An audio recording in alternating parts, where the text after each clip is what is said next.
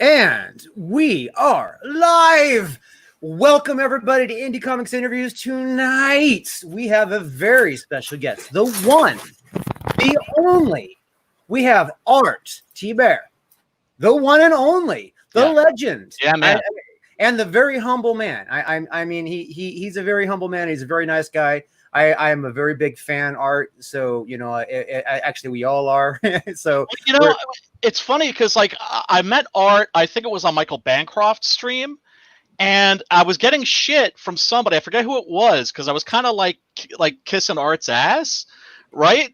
But I'm sorry, man. You need to check out the man's credits. You need to check out the man has his bona fides. Not just his credits, his work. Okay, it's not just his credits. His work is amazing. That's what, consistently for like an arc over 20 years of amazing work. Yeah, most definitely. So well, thank you guys so much. I do appreciate that. That is very, very flattering. That was the humble part of me coming out. So I do appreciate it. You got it, man. You got it. You know that's the thing. If I lather somebody's ass up, it's sincere. Yeah, if he's lathering your ass up, you better be careful. Yeah, he's gonna be creeping in your DMs. I'm starting to wonder what the hell I stumbled into right now. Oh yeah. I'm ass deep in Brian's whatever. Brian's comic book fantasies. What? It's called Spread the Love channel. Spread the love, yeah. We spread like the love. So Art has 2 books right now on Indiegogo. They're both linked in the description. One is Chrono Mechanics, which I back, and the other is Black and White, which I back. I didn't get the first Black and White because that campaign was closed and not touchable when I came into the community. But he was cool enough to do a second chance. So I snapped on that one as fast as I could. Oh, so cool. Thank you. Yeah. And then here's the this is the Greg Capullo cover that we sold out of. And then this is the standard cover by myself and Kyle Ritter, the great Kyle Ritter. Nice. Oh man, Kyle's amazing. Definitely one of the CG all-stars, that's for sure. Yeah. Art, I apologize. I haven't backed your books yet. Once I'm no longer a broke ass bitch, I intend. Yeah, dude, it's that follow button. I'm telling you, it's the worst. Drew, you go on Indiegogo. Kick Brian. Do not click that follow button. You will think. You are dead to me, Brian. You are dead. I'm gonna kick myself. Bye, everybody. No. That's no problem, man. I mean, in spite of you, we're still succeeding. So there you go. There you go.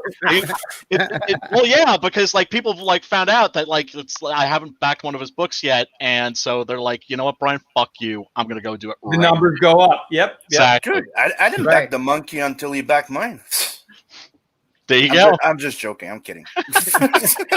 No, dude, I back a lot of books, and let me tell you, it is fun getting comics in the mail. There's something I just love about that. It reminds me, when I was a kid and I would get subscriptions to Marvel and DC comics, and they often would arrive all messed up. You know what I mean? The covers would be torn. It wasn't good if you were a collector, but it's still that same feeling. It's just like, oh, you've got comics. Well, I remember the first comic I ever got a subscription to. I'm quite a bit older than you guys, but Marvel used to have you could actually buy 12 issues for the year so that they would ship to your house directly. Yeah. So back then, I mean, people just read comics and they didn't care about collecting them or keeping them in good shape. So the comic book would come just with the paper sleeve, like Starbucks has that little paper thing that goes around the cup. It would come around that, it'd have your address on it, and then the postman would just fold it up because at my parents' house, it was the mail slot on the door. So it wasn't a mailbox. So you had to kind of roll it up and fold it and then shove it through that thing because it's only this, and of course they didn't do it. They did all the mail at the same time. So all the letters, everything else just got jammed through there. But you know what? Every day I'd come home from school and I'd open that front door and I'd see that mail right there. I'd go, holy crap, my new Iron Fist is in, Yep. till the comics became really like a collectible, right? You have to know, like when we were kids, we were all walking around with our comics folded in two in our pockets, or all like folded in our hands, like and walking like it's a tube or something. It was portable entertainment. It was cheap portable entertainment.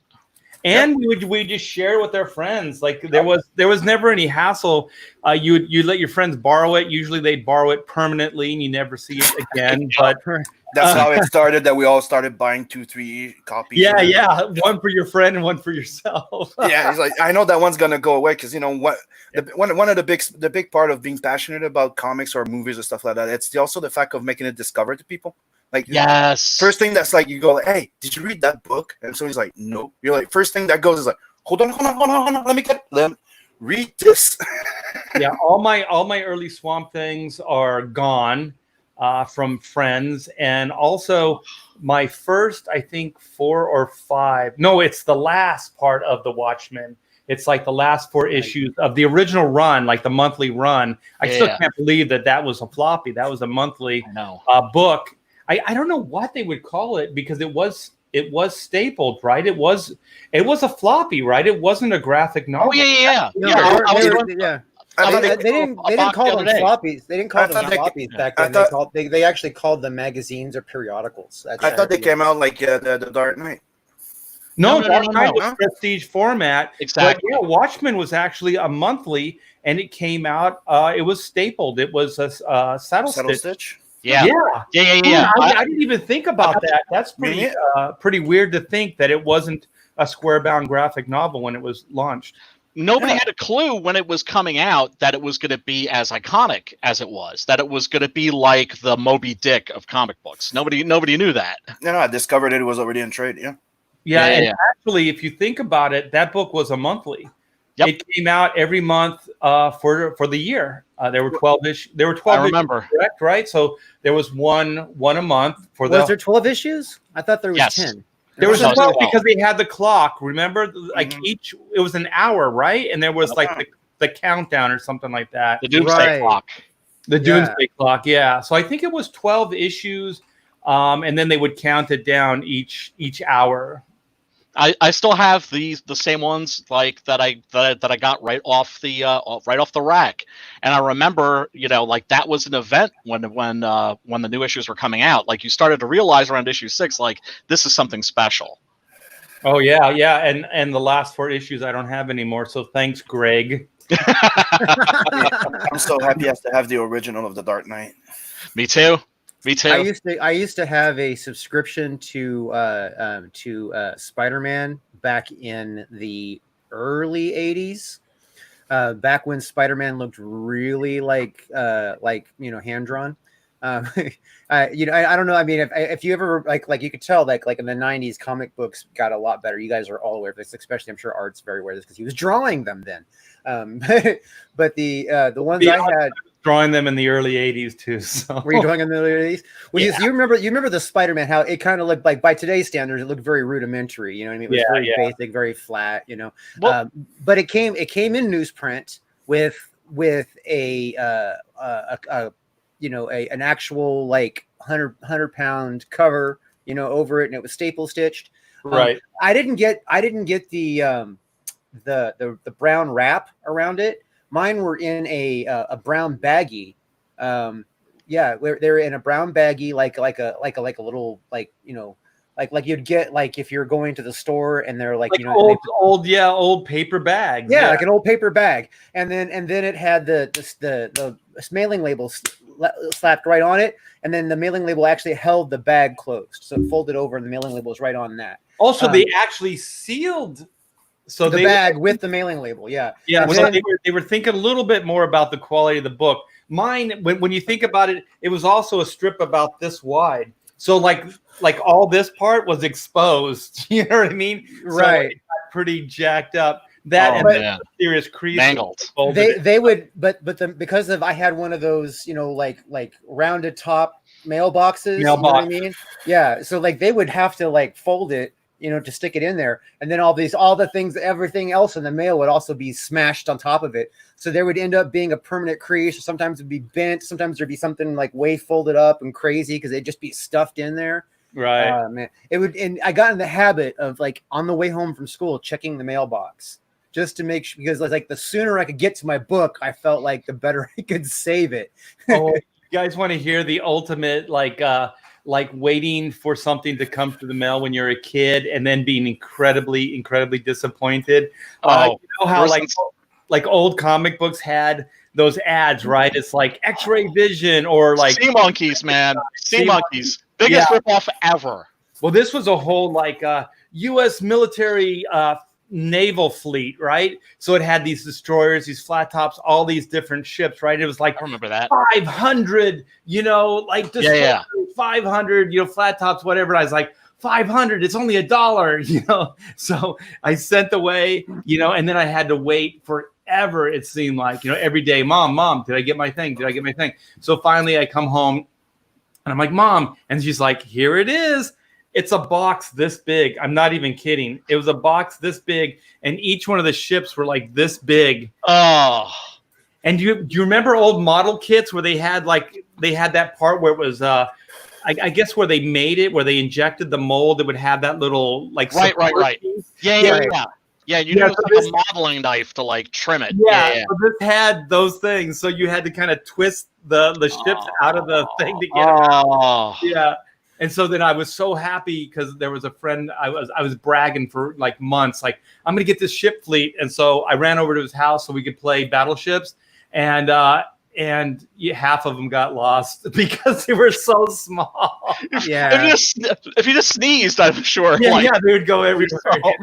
Oh man, I know. I could see it in my head. I could picture it in my head. The ad, because I think one half was the fleet, and then I think there was like a yellow background with like the text that like was telling you all the awesome shit that you were gonna get. Yeah.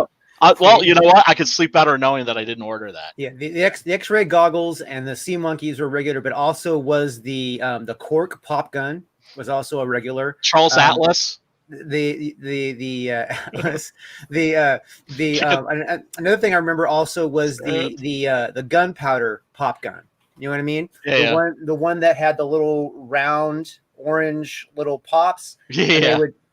They would have that, and it would be a rifle, not the pistol. The pistol you could buy at the supermarket back then. Right. You know what I mean? And it had like it was like 6 of them hooked on a ring, and right. then kind of like you'd have the barrel and it would come out, and then you'd plug them in and then put it back in. Yeah. You could get the pistol version of that in the grocery store.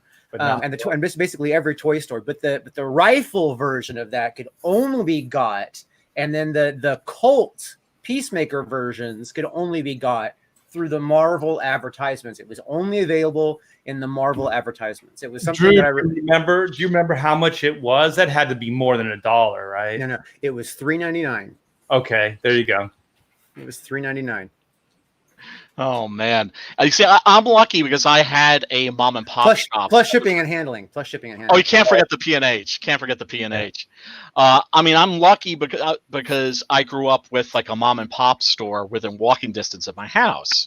So I didn't really subscribe to a lot of comics because they would arrive mangled. But I could go, and it was a ritual for me going and with a fistful of quarters, and boy, I'm dating myself here, and walking out with like a stack of comics, and some beef jerky and some bubble gum and some candy and stuff, and going to like the cemetery next door and just sitting there and just losing myself. And that's how I got comics, man. They were just so good at that time. I got my DC comics at the drugstore because they were sold DC. They had a DC spinner rack. I have to ask, Drew. I have to ask you guys' age, because you guys look younger than myself, but we have real similar stories, because even Drew, like my local like supermarket and drugstores, they didn't really carry DC books in the day. So how old? I mean, they didn't carry the Marvel books. I'm sorry, they only carry the DC books. DC, right? Yeah. So yeah, I'm 47. Yeah. Okay. 51. Yeah. So yeah, I mean, we're contemporaries. I'm 58. So, I'm a little older, but I'm sure we remember the same things. Yeah. It was so weird, Drew. Like the liquor store, like what Brian was saying, it was in walking distance, but they only carried the DC books, I mean, I'm talking about like probably mid 60s, probably late 60s. I don't think it went into the 70s, because in the 70s, when Marvel started putting out Brother Voodoo and Ghost Rider, Yeah. I started getting those on the newsstand. But all the early 60s Marvel stuff, I did not. And it was weird because like Harvey Toons, all the Archie books, everything else was on the spinner rack, but Marvel books were not. And I think back, I was the perfect age for the Marvel Revolution. And as a kid, I didn't have one of those books. Fantastic Four, Spider-Man, none of those books. I had to get those later. Yeah. Yeah. You had to go to get those. You had to either go to the comic book store, right? Or you had to go to the big supermarket. Like we had 3 supermarkets, and then there was a big supermarket that had the magazine display and all that kind of stuff. Then there was a section of just comic books, and then they had the Marvel there, and then they had DC, and they had what was that other? They had a couple off brands. Charlton. I honestly, they're not. Atlas. There was Atlas. Yes, Atlas was definitely there. Atlas, man. Yeah, short-lived. Supposedly, the Atlas logo, I don't know if there's any truth to this, is supposed to be like an insult to Marvel, because it's like an A with an arrow going up. So it's like supposedly the creators that were at Atlas, who were mostly people who were refugees from Marvel, it was their way of saying like up yours. Well, somebody's got to find that logo now, Brian. So Atlas. I can't confirm if that's the truth, but let's confirm it now. Let's confirm it now. All right. I typed in Atlas Comics. I see a logo that's a world with a banner. Yeah, that was the one I remember. The world and the banner, and then the shield. They had Timely Comics. I remember that too. That was an offshoot. That was an offshoot at Atlas, though. I see an A, but it looks like a triangle with on the bottom of it. Yeah. Do you see the arrow? I don't see an arrow. The arrow is inside the A. The arrow is inside the A. Inside the A. Yeah. Oh, okay. Oh yeah, the Bog Beast, the Brute. I remember there was the Tarantula, the Cougar. Yeah. Oh, Man Monster. God. Well, let me share my screen. Well, I'm sharing mine. Hold on. Oh, you got it? Okay, yeah, I got it up here. Let's see here. Yeah, and Atlas was very short-lived. They also had like a not a Conan comic. I remember Roy Thomas wrote it. The Claw. The Claw. Wasn't the Claw the Conan? He was a barbarian, wasn't he? Conan? Well, yeah. Had like there were two. One of them was like more like Viking Prince, and then there was another one that was a little more Robert E. Howard kind of. I think he had like a metal jaw. Oh, his name was Lockjaw or Iron Jaw or something. Oh, I remember that guy. Yeah, that thing was brutal, right? He got it cut off with a hot sword. He got his lower jaw cut out. Yeah, something like that. Yeah. I mean, I remember these comics vaguely. I don't think I still have any of these. You see, Art, I was lucky because I had a brother that's your age, and so I got his hand-me-downs. And the very first comic book I remember reading, it's one of my earliest childhood memories, was Jack Kirby Fantastic Four. And, my God, man, there was so much good stuff. Because most children's entertainment at that time made you feel like they were talking down to you, and you read these comics and you didn't feel like they were talking down to you. You felt like they were like eye to eye. Dude, I'm looking at an Iron Jaw right now, and it's got a Neil Adams cover on it. No way. Let me go ahead and share it, and I'll pop it up. Okay. Neil Adams, man, the legend. I was looking for an Atlas Comics from when they would have been when I was seeing them on the shelves. Iron Jaw, yeah. That's awesome. Yeah, it won't let me. God, usually you can blow these things up or have that little. Maybe no, I can't do it here. But yeah, look at. I mean, you can tell that's a Neil Adams. If you do a Control Plus, it'll let you increase the size of your screen. Okay, Control Plus. That's just going smaller. Oh, yeah, Actually, I actually met Neil briefly at the C2E2 like Chicago Con. I was there just as they were opening up. The place was pretty much empty, except Neil Adams was like sitting at a table by Dude, himself. I have this book right here. This is Pablo Marcos. Oh, and he hell did yeah. work on like Conan and stuff. Look at that. Savage Sword of Conan in particular. Yeah. man. Oh, that's Pablo Marcos, awesome. he's still with us actually. He posts frequently to his Facebook page.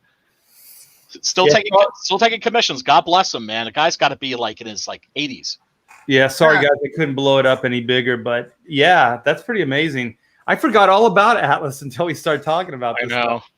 What was Atlas went out of business like right after I started doing the whole comic thing. 'Cause I remember I was like trying to find a series.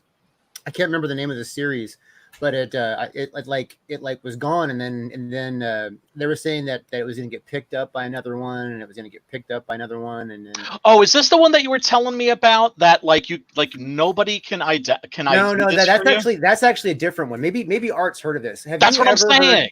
Have you ever? Okay, this one is a really obscure comic. I mean, like it went like maybe 10 issues, and it was a knockoff of X-Men and Alpha Flight and all those group ones, and it was called Alpha Force.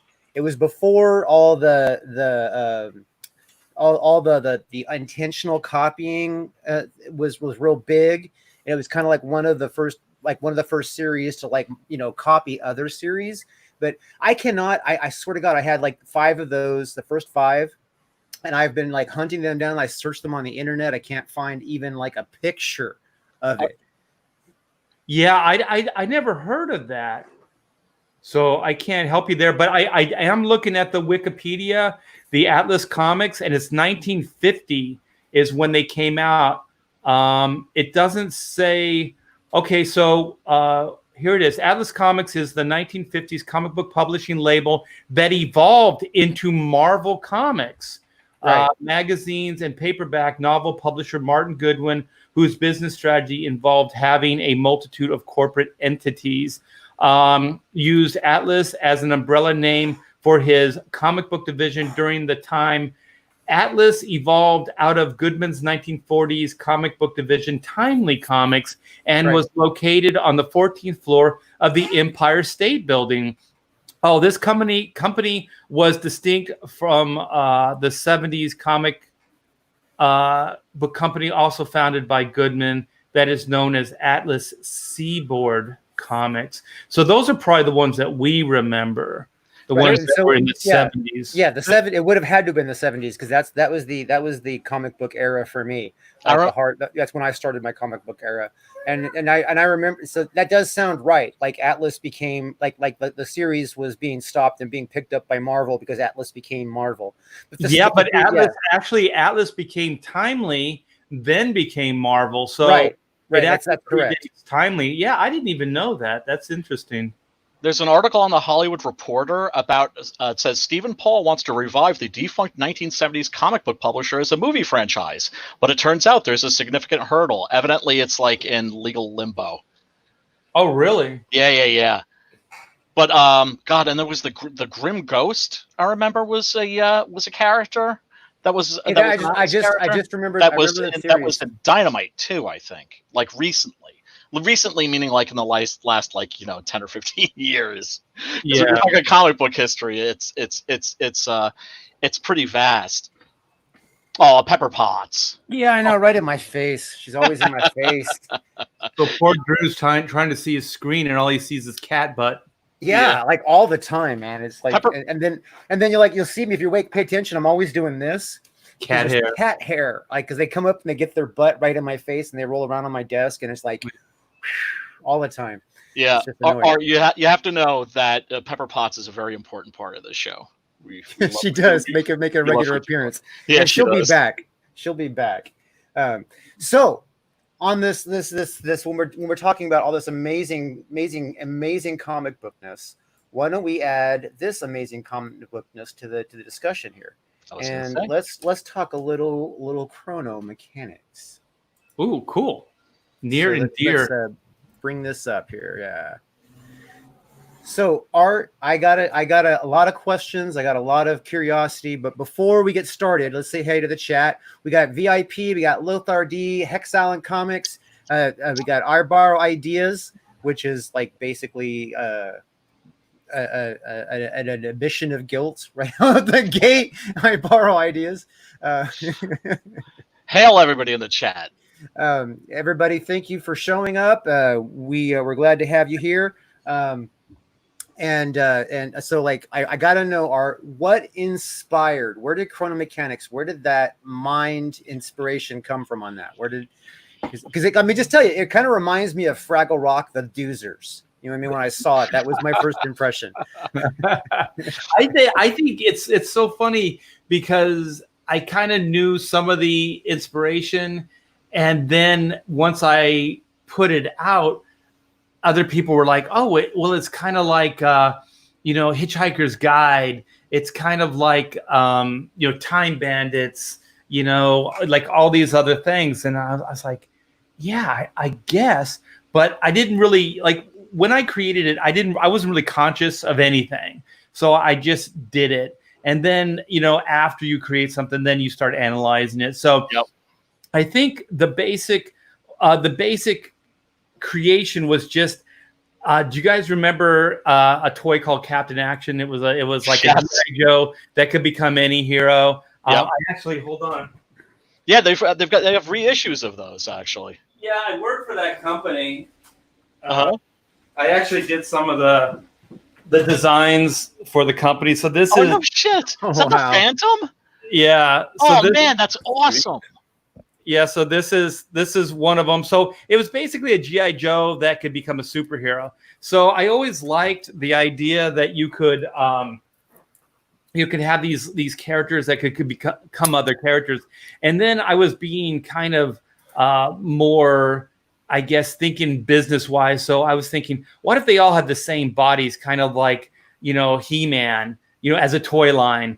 And so like all these kind of ideas started, happening. Because I was like, well, I have an agent. We could maybe sell this as a toy line. If all the bodies are the same and the heads are different, then, it would be easier to manufacture. And just like all these ideas started, but I always like the dual identity thing. I always like, that, it's this simple person and then they become Captain Marvel, or whatever it is. So I think that's the initial place it came from, which is just like dual identity, that these people are probably more than they seem.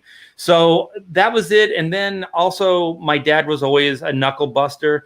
He was, a working class guy, and he worked at the shipyard. He worked for the government. And so he'd come home every night and he'd be kind of busted up, knuckles, stuff like that. Just a wrench turning, kind of guy, wrench turner. And so I think part of it then came out. It's like they're just working class guys. They're working class guys that actually save the universe every day, but they never get credit for it. Because I always thought like, okay, like my dad works on these Navy ships and all these other guys, and they basically repair the ships, put them in working order, and then they send them back, the fleets out, to defend, our freedoms. And so I always thought like, but nobody knows these guys, And then I started thinking about my day to day. There's people that repair the roads. They keep your electricity going, your gas, all these things. And some of them, the jobs are very, very dangerous. Sometimes, like like these major power lines and stuff like that. Those guys can die, working on that stuff.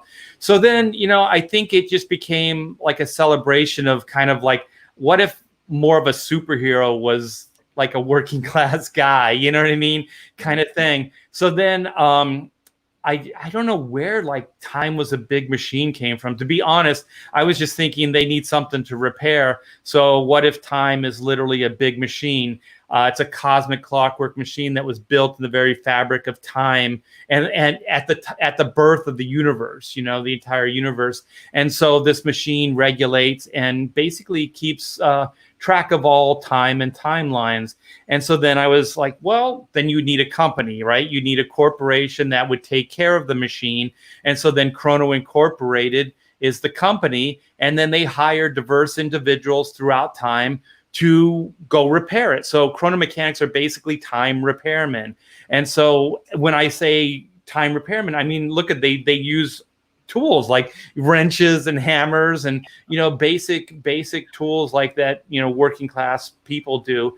And so I just thought that it would be fun to do that. And then, you know, so these guys go off on these adventures, but now you have to play with time, right? So now you have time as an element that you can create story from. So they go to these different timelines, and each one has a sector. So this team is Team 9.2 of Sector 7. So each one of these mechanics teams has 4 individuals, and they have sectors, kind of like the Green Lanterns, that they police or that they repair. So this team is the best of the best. So that's why the story focuses on these guys. And so they basically go to their different timelines, and they go and repair the machine. But just like any other good adventure story, there's all kinds of things that can happen. If they don't get to the site quick enough, and the machine goes unfixed for a certain length of time, then the machine, these anomalies will happen. So time will start like not functioning properly, just like a computer that doesn't, you know, that has a virus, or a machine that is like your engine on your car isn't quite working right. It's not firing in the right order. Spark plugs, gas, you know, air intake, you know, all these different things that can actually, you know, make the car not function properly. So what happens when the machine doesn't work properly is it can't maintain time itself. So then anomalies will happen. So time will start to fold. Past will show up in the present. You know, future will show up in that same timeline, and then timelines will just kind of start melding and folding. And if the machine goes without being fixed in a quick enough manner, these timelines will not be able to be untangled. They'll be so interspersed in some kind of weird new timeline that Chrono Incorporated just has to reboot time. So what they call that is the Go Primal protocol. So it's basically like nuking time. It's like basically eradicating the virus. So, you know, they nuke time, and then time has to start all over again from the primordial ooze. So basically everything has to evolve all over again. And trust me, Chrono Incorporated does not ever want to do this, but it is kind of a fail-safe that, you know, humanity and time will, you know, keep going forward. So I think that's kind of it. I mean, I could really just go on all day and talk about these amazing characters and the timelines, and also like they commute to work, and so they commute through the time streams. It's just like any other pain in the ass job. You know what I mean? Like the way I look at it is like it's the super fantastic meets the mundane. These guys don't think they're heroes. They don't think anything. They just want to fix time and go home to their families. You know what I mean? That's all they care about, you know, but what they do is like super fantastic, but to them, it's just their pain in the ass job. You know what I mean? They go punch a time card, they get in their ships, they commute through time, they get to the work site, they set up shop, and then they repair the machine. So that's kind of it. There's a lot more to it, but that's kind of the basic crux of the story. Very cool. I just love the idea of working stiffs like in exotic environments. Like my favorite characters in Alien were always Yaphet Kotto and Harry Dean Stanton, because they were basically like mechanics or almost like janitors in space. Yeah. Right. So it's just like they were just like regular just dudes, but they were like on a freaking spaceship. Right. Yeah. And these guys, like I try to connect it as much to like our lives as possible. You know what I mean? So, you know, they even stop at 7-Eleven, get some coffee, or like the donut shop before they go to work, you know, so they're sipping their coffee, you know, while they're commuting. They have traffic in the time stream. So, you know, sometimes they'll be a little late to the job. And one thing that's in the time stream as well are chronomites, which are basically time gremlins. So any ship or tech that goes into these different areas that have chronomites, they're technivores. They're like piranha, and they'll just eat these ships. So what happens at the beginning of this story is the ship actually gets attacked by one of these groups of technovores, and they cripple the ship, and the ship crash lands. But in that whole situation, they lose one of the members. So this is a fun, broad comedy storyline, but there is some serious elements. So the story does open with the death of a team member. So the page we're looking at right now is Doug from the 70s. So he's going to replace that team member, a much beloved team member, and very, very functional at his job, I might add. So this guy is basically a self-absorbed rock star from the the 70s, mid 70s. So he's kind of Mick Jagger. Well, not Mick Jagger. From the 70s, it would be more like Steven Tyler meets Ted Nugent. And so this guy's very self-absorbed. He doesn't really care about anybody but his own, selfish needs. And so he gets recruited into, Team 9.2. So the adventure begins like, how does this guy fit in? You know what I mean? Those other guys are completely functional, but how does this guy fit in? And are they going to be able to make a mechanic out of him? And are they going to be able to make, their deadline and finish the job and fix the big machine before they have to go primal? So cool. That sounds very cool. I really am looking forward to reading this story. I want to ask questions and dig into it, like now, but I'm always afraid that if I do that, I'm going to spoil it for myself. So it's like, Drew, you got one question, because I like to see what the questions are. All right. Okay. So, all right. So this guy who is in the 70s rocker thing.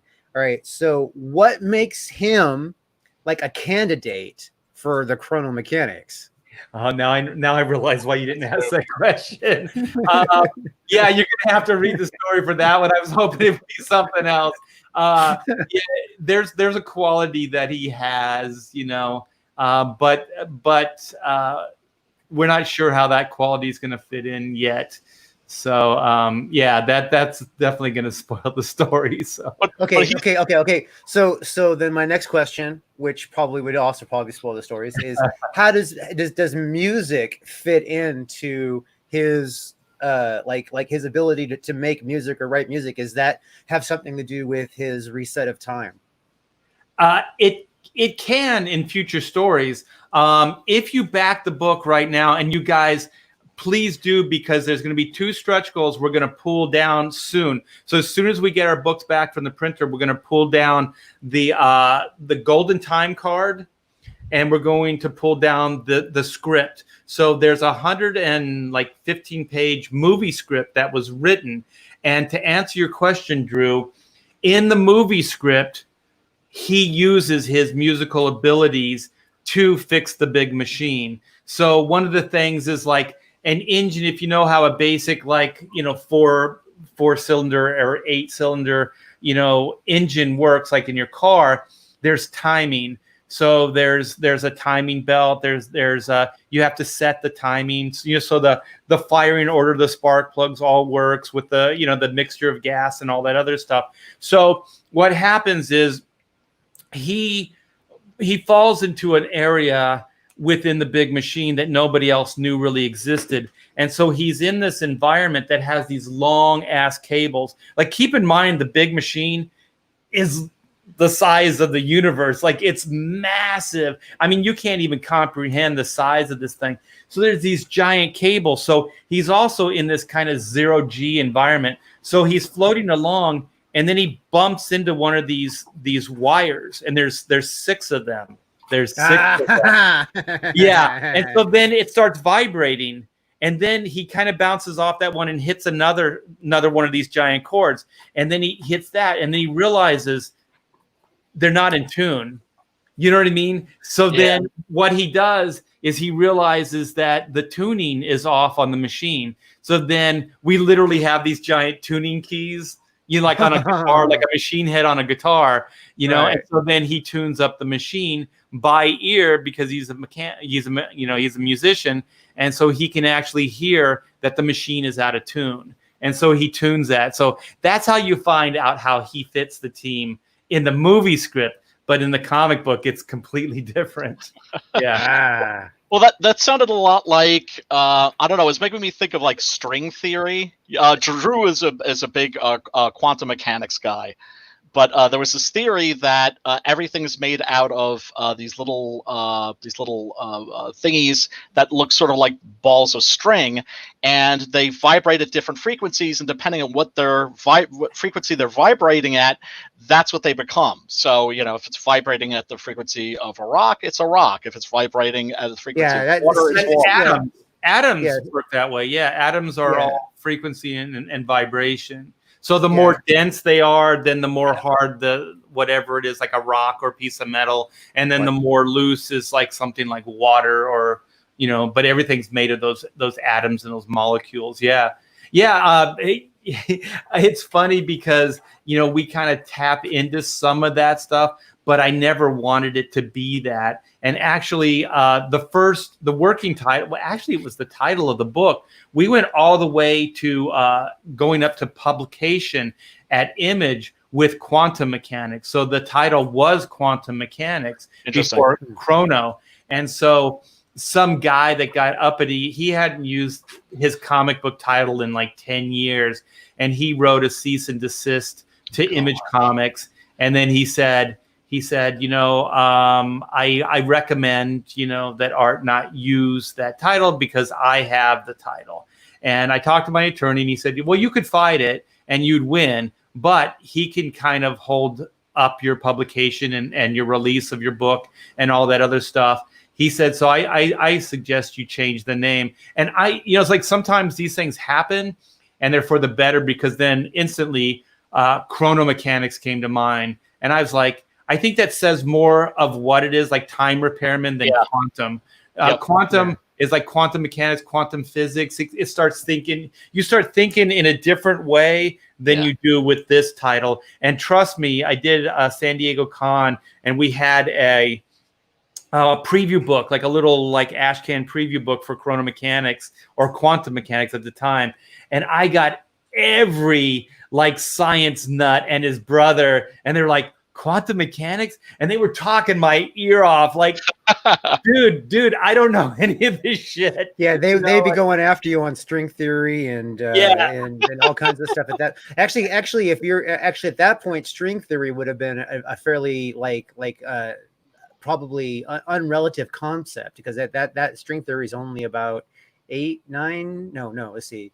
No, this is it's almost 20 years old now. So string theory has been around for a while. So and out of favor at the moment, I believe. Yeah, I'm terrible when it comes to science. I study physics as a hobby, so I would have been one of those nerds talking your ears off about quantum mechanics. Be like, oh, so it's quantum mechanics. So is this go on? Does this go on? Does this go on? Does this happen? Right. What about this? And I would have been. So funny is when I started pitching this to Hollywood as an animated cartoon. I had all these different art directors and these different people asking me, in these meetings. They're like, so how does time work? How does all this stuff work? I have a basic idea, but my go-to is always like, as long as it's funny. That's my bottom line. Like we can break all the rules of what we know as time and how those time rules work. Like one of the basic one is like, don't change anything. Like if you go to a specific time, don't touch anything, don't interact, don't do anything, because then it's going to have ripple effects in that timeline, and then that will affect the outcome, later years. And so, I want to do a story where, Doug just starts touching and interacting with everything possible. And then they find out that it has absolutely nothing to do with anything. Like what you're talking about right there is actually a quantum mechanics theory. So like they talk about the theory of what you would call the when you like distort time or screw it up, you know what I mean? They say that it's going to like destroy the universe. You could crack the universe that way. But in quantum mechanics, the theory is actually there's no way to do that. You really can't create the apocalypse that way, because anything you do, even if you're in the past, is something that was supposed to happen in the past. So like you can't change the future, even or the past or anything like that, because if you went to the past, you were always supposed to go to the past. Right. So everything you did there, you already did. You just didn't know that you did it yet. Yep. You know what I mean? Even if you're doing it in a time machine and work clothes. Right. Yeah. No matter what it is, because of the nature of time space, it can't be altered. You know what I mean? It's existent. It's like the past, the present, and the future is already written in its all time space. We're just in one point of it at this moment. But what I want to deal with is like there's different timelines, but there's also different spaces in the universe. Like let's just say there's many 1954s. You know what I mean? There's many there's many outcomes of 1954. So there's parallel dimensions, right? Right. There's parallel timelines and parallel dimensions. So in one, maybe XYZ happened, in others that there's something else happened. And so I want everything on the table. And I remember meeting with these guys and I go, I want everything on the table, because to me, it's interesting that even if something's like a hard, fast theory, we can play against that. You know what I mean? We can find humor that we can make a joke out of that, because ultimately this is a humorous idea. So I didn't want it to adhere to too much of real science, because then I feel like you can't take liberties with it and you can't have fun. So one of the things that I really want to do, and I would like to tell more of these stories, is just start kind of crapping on some of these theories and just actually just start going, well, okay, if this was to happen, then let's play that out in chronologic. You know what I mean? And then see where it goes.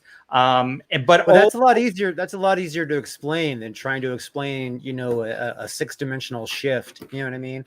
Where a six-dimensional shift would basically be you're on this plane of reality now, and then your time skews to this plane of reality, then this plane of reality, then this plane of reality, and then so you're like six degrees of shift from the original reality. You know what I mean? And we can play on that. Like if I got, I'm working with a writer that understood those things, which I don't, but I totally do. Yeah, you can tap into those ideas and then just find the humor in it. You know what I mean? Oh yeah, there's a lot of funniness. Like in my mind right now, I'm thinking of like traveling in like you have to get from this dimension to 6 dimensions a shift. It's going to be a hell of a path, and if you like have to go immediately, you could be like zipping in and into one moment, and then everybody's looking at you and you zip away real quick and they're like, what happened? You know what I mean? Like you could end up in like like some seriously funny stuff depending on the timeline bounce. I mean, you think about just appearing in a timeline space moment, so you could just get from point A to point B. You know what I mean? So it's you're in a dressing room. You know what I mean? And then there's like an opera singer. They're putting on their makeup, and you're standing behind them for half a second. They're like, "Did I just see what I saw?" You know what I mean? That's one of the things about that when time folds in the story, because like there might be an Indian village there that wasn't there a second ago, and then you blink and then there's an Indian village. But one of the ways that we construct time is that if they're in a prehistoric timeline, it's all that same area that was affected from the past, present, and future. So it's not like say they're in California, but it's not California yet, right? But it's a prehistoric, timeline. Right. So everything, when time merges, it's all regional. You know what I mean? So you would get to see like dinosaurs at that time, and then you'd get to see the cowboys. You get to see because you're it would all be within that same area. It wouldn't be like the East Coast or Canada. You're not traveling from California timeline to New York timeline. You're traveling from California timeline to California dimension to California skewed, because those are the same points of access. So if you were to go from California to like say New York, you would have to go this California, then travel on this timeline to New York, shift to New York's timeline, and then another timeline on that New York access. Right. Yeah, exactly. Yeah. So I do understand a lot of these things, but I think the reason I talk this way is because I don't want anybody to ask me any serious questions. You know what I mean? So I kind of want to keep it, all fun and also open to possibly people like Drew that can pitch ideas and that you can play upon them. because the reason I like time travel is because it's endless, but also when you construct a time travel story, especially if you want it to be ongoing, you have to create an ongoing premise that can work in multiple ways. Like if you think about like what is it? The Terminator franchise. Yeah. Like the rules that they set up work so well in the first and second movie. Yeah. But they don't go beyond that, because as soon as you can go back and forth multiple times, then nothing has consequence anymore. Exactly. So nothing's relevant. You can change anything. You can fix anything. Then it just becomes a paradox upon a paradox, and nothing matters. You know what I mean? Right. So if you're going to do something like that, and James Cameron, he understood, the premise. So he set up it very limited, in a very limited way. And then you think like Back to the Future, they could revisit those stories, but the trilogy is really based in that one area with those same characters and things like that. So they also created that world very, very condensed, and the rules were very concise. And they didn't break those rules, for the sake of those, for the cinematic worlds that they were creating. So when you're going to try to do something as an ongoing, I think you have to think about how that's going to work, and so you don't create like these kind of weird paradox, like Terminator. That franchises. Oh my God! What I would suggest is you wouldn't be able to create a paradox. If anything, you'd be able to experience an alternative timeline shift. So it would be like for every possible outcome, there's a different access of dimension. You know what I mean? So like anytime, any kind of decision that anybody makes, whether they eat donuts or hamburgers for breakfast, you know what I mean?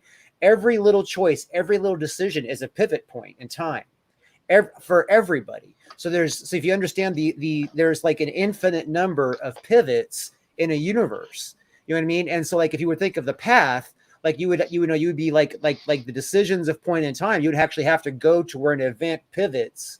You know what I mean? So like if say Hitler didn't get killed at the end of World War II, you would have to go to Germany where Hitler was supposed to be killed and take that pivot access point to get onto that timeline. You know what I mean? To correct that timeline. Or to travel to that timeline to get to another timeline. Because you have to take that timeline to get to the other one, because you can't get there from the one that you're on. But in the Terminator world, you can change history and you can change time. Right? Because it's a singular timeline. And you know what I mean? It's you go back and forth and change the existing timeline. Whereas in quantum mechanics, you can't change an existing timeline. You can only the possibility that they try to engage would be that you could travel from timeline to timeline and interact with a timeline, but your interaction would have always already happened. Well, they just reset the DC animated movie universe. They just reset that timeline. I don't know if you guys heard about that. The Justice League Dark, which is basically a retread of Flashpoint Paradox, which is, so it's entertaining, but it's just like they just literally just went and nuked that entire that universe. And I think when you do that, it kind of leaves people feeling a little cheated, maybe. We're just like, okay, yeah, all that stuff that we just showed you, it never happened. That's the problem with time travel stories, that you can actually cheapen things, and that's what they did with the what did I say? Terminator. The Terminator movies. Right. Oh my God. Yeah. That's why the Flash series had the alternative Earths. You know what I mean? That's why all those alternative Earths came up, because again, the whole parallel dimension. Now, here's something that Chrono Mechanics would totally like squeeze on, because if you're like, say you're doing all those dimensional things, like you can't get to it from here, but from here, you actually have to travel from point A to point B. Now that leaves an infinite amount of dimensions that could be screwed up. You know what I mean? So if you're actually screwing up time, you know what I mean? It would have to be fixed, but like it would be like a time that never existed. So I could imagine the Chrono Mechanics having to make sure Hitler dies or having to make sure Hitler lives, depending on what timeline it is. You know what I mean? Oh God. We do have a story where reality gets altered because of it. So Pablo Picasso, before he was the famous painter, he worked as a Chrono Incorporated janitor. So he was mopping floors and stuff like that. And so one of the things is that he found out because of this anomaly that he could actually recreate reality. And so Picasso is obviously, he understands reality, but he also understands the abstract. And so what he does, once again, this is a very comical idea, is he alters reality, but everything looks like a Picasso painting. Cubist period, I'm assuming. Let me show you. Like I have the book here. Oh God. So this is what the comic book ends up looking like, the story pages. That's awesome. So it starts off kind of like with this reality, right. and then Picasso ends up messing up stuff. So it literally goes black, the screen does, and then it turns into Picasso world. That's all the mechanics. Awesome. That's all the mechanics in Picasso form. That's funny. You know what would be really scary? Would be like finding yourself in a Jerry Anderson universe where everybody's a puppet, everybody's a marionette. So I love this. Oh, it's great. They're all flat. Yeah. So what he does is one of the ideas here is that the chrono mechanics didn't get their vacation.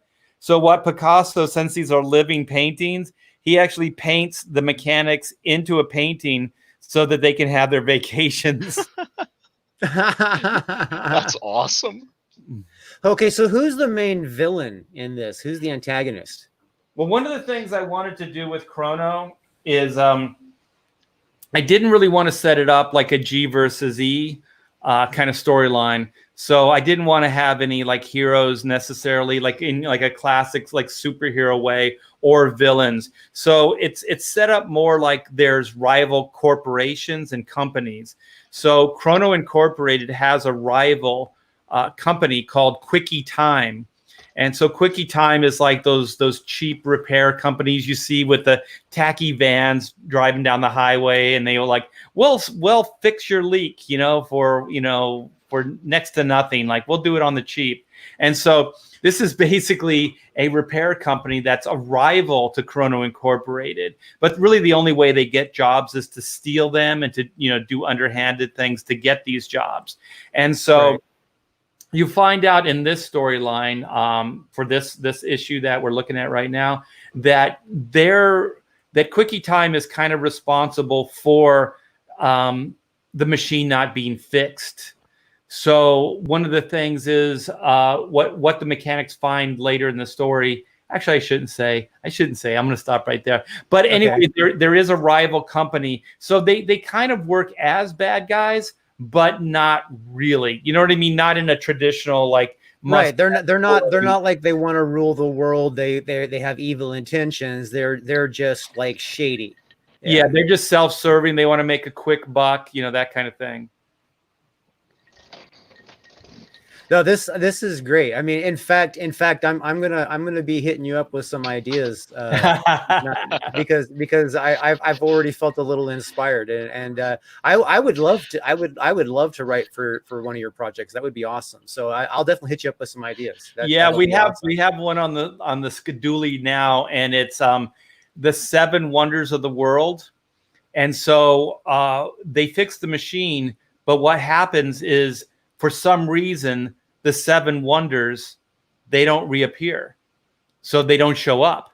And so one of the things they have to do to save face is the mechanics actually have to rebuild the 7 wonders. Oh, no. Sweet. So you have these major construction sites, and they're building all these 7 wonders. But what happens in the story is you realize, or you find out that there's an 8th wonder of the world. And it's not King Kong? No, it's actually Chrono Incorporated. Ah, it's the big machine. Yeah. Yeah, I got some ideas like right now that I have to hash out in my head, but like I like one of the things that I'm really interested in timeline history that has like all kinds of optional like paths that can be messed with is mythology. Oh You know, God, Greek yeah. mythology. You know, Mhm. Homer's Odyssey. Those are there's a lot of playroom in that combined with other timelines. That'd be fun to I draw all that stuff like mythology yeah. in a chronomechanics, like Oh style. yeah. That'd be Oh interesting. yeah. It'd be awesome. I'm already seeing it, man. We're gonna have to talk later about all that. Well, As soon as I can scroll organize my down. I thoughts into think something. I'm not sure if it's in here. You know what? I'll just do it this way because I don't think it's there. But there are historical figures. So this in the comic book. This is Geraldo Rivera. nice likeness. Yeah, so you got to You got kind the of figure out, stash. yeah, how to draw them, as they would look in that world, so it's all Well, consistent. I'm thinking like what would happen if some legendary character, some historical legendary character, who is someone you can't like destroy, who you have to convince them to go back into whatever they're going to do in history, becomes a kidnapper and kidnaps another historical character from a different time entirely. That's where my head is at the moment. It's Oh like God, and like rescue missions, people wanting to save people. You know, Well, the so you hardest could thing- save Joan of Arc from the stake. Yeah, the hardest thing with this concept, Drew, is that they have to fix something. There Right. has to be a machine or a mechanical device that they have to fix. But all those things, like one of the fun things about this and the adventure comes in, is that all these misadventures that happen just trying to get to the work site, you know what I mean? Right. Or find the right tool or do whatever, you know what I mean? So they have their timelines, they have time merging, they have all these other things that are happening peripherally while they're trying to fix the big machine, you know what I mean? Right. So let me ask you this: like, obviously, we're gonna have to continue this at some point off because anything that we decide that works would be a spoiler. So we would definitely. I warned you. I warned you. Yeah, you did. Yeah. You got me started. It's just, I'm already a fan. Okay, I've listened to him talk about this book a bunch of times. I've already like a big fan of it. I had to back it. Okay, but in my mind, I'm like, okay, so like this guy kidnaps this dude, but they should have never been able to interact, right? But something broke that allowed them to interact. You see what I'm saying? So not only do they have to fix the thing, but they got to put everybody back in their spot, right? So.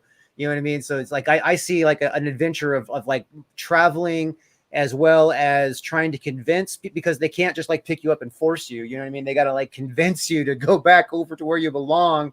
And then at the same time, they got to fix the machines on both ends. You know what I mean? Well, whatever there's like a sync, I think. Whatever you come up with, I want big, those cat vehicles that we have, those earth movers and cranes and shit. That's what I want. No. I'm there with you. This stuff because so far, I'm kind of keeping the world. It's large, but I'm keeping it small and digestible. But like I'm dreaming big, right? So I'm thinking huge cranes, like machinery that you've never even seen the likes of. Like one of the things, like in the shipyard. And you guys have seen these, even the way they unload, like some of these, like in these docks, they have these giant, like U-shape, like upside down U-shapes, and they have cranes on them, and they have wheels and tracks, and they go back and forth, like for like the whole pier, and then they can go over the ship, and then they can bring the crane down and pick it up, and then move it and load. I mean, that thing is massive. I'm with you on that, but also like they have to build stuff to fix the stuff that they have to, you know what I mean? So they're like building stuff around it to reconstruct it, and then they have to like deconstruct what they've reconstructed. You know what I mean? Yeah, one of the things I did a novel.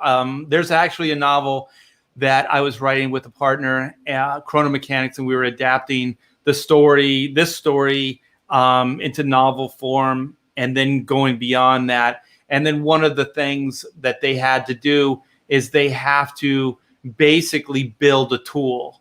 So they realized that this part of the machine is so ancient that they don't have a tool that would fit these bolts or whatever it is that they have to do. So they actually have to construct a tool. They have to build a tool to actually, do the job. So yeah, it's unlimited. Like there's all and again, building the tool makes me think of, okay, somebody's working on something, and like if you've ever worked on a car, you drop your bolt into something and you can't reach it. Yeah. It's like, oh hell, how am I gonna get to that?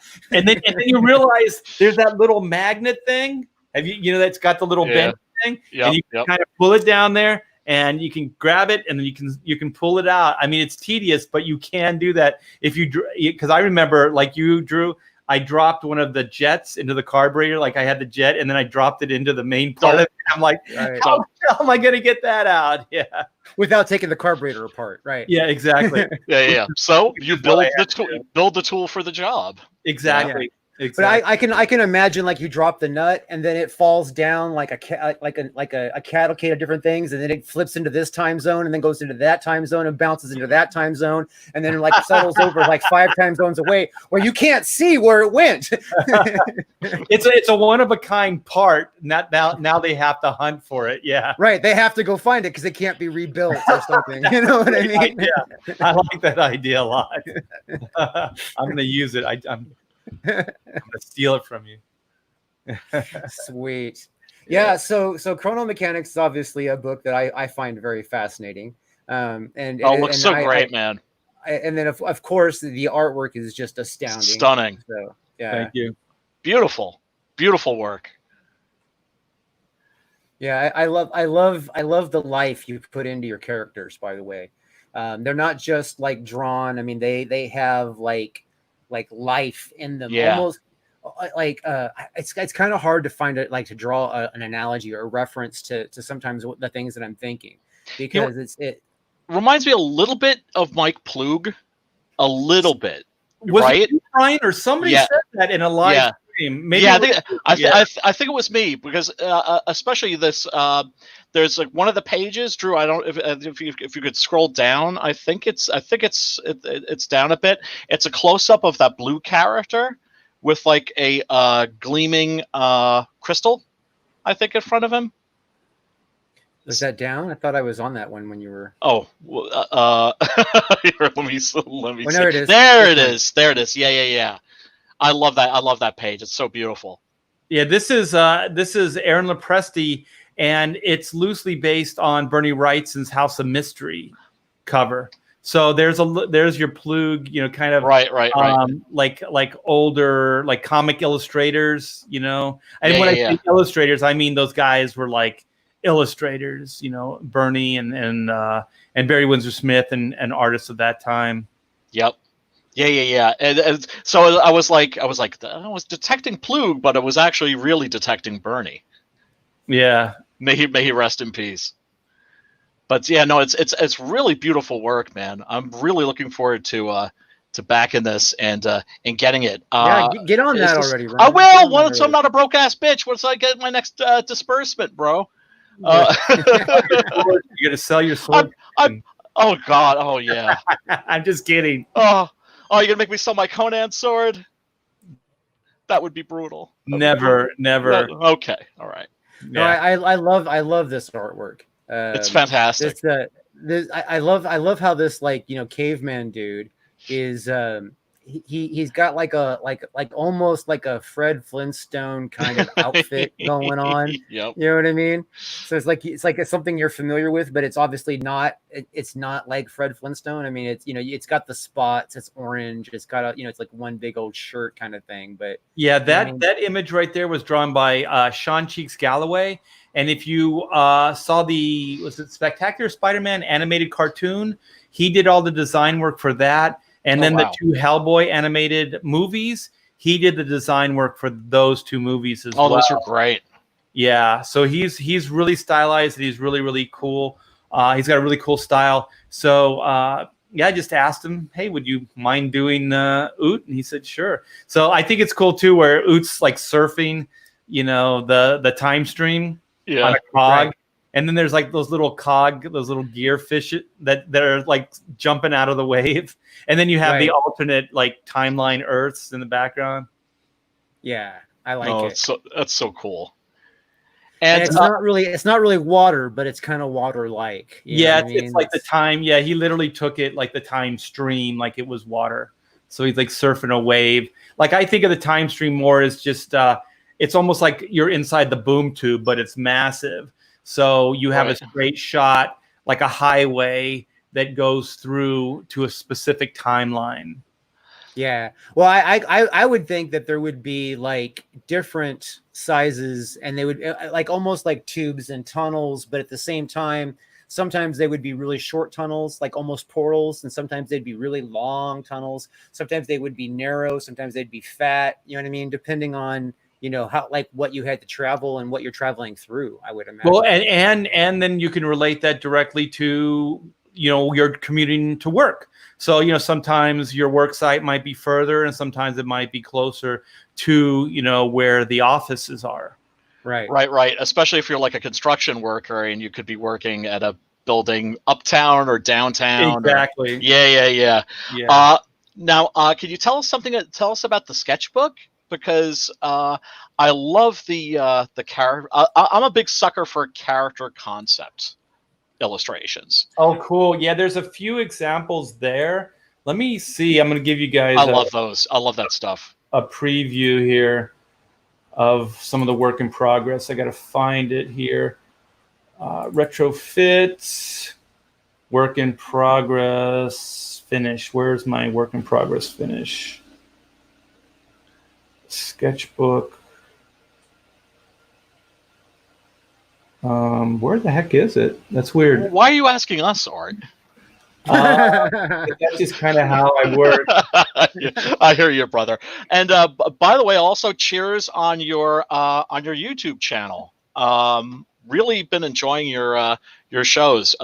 People definitely check out Art's YouTube. Like I thought, like when the Whisper group story broke, I really enjoyed your show about that. I thought it was superb. Yeah, that's what's the name of the show is Pontificators. Pontificators. Yeah. Thank you. Yeah.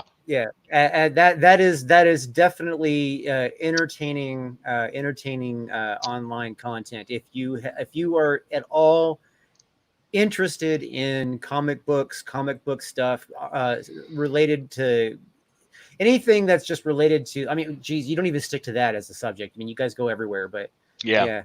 Well, I mean, that you know, it's those digressions that you know, are one of the things that makes that show so entertaining.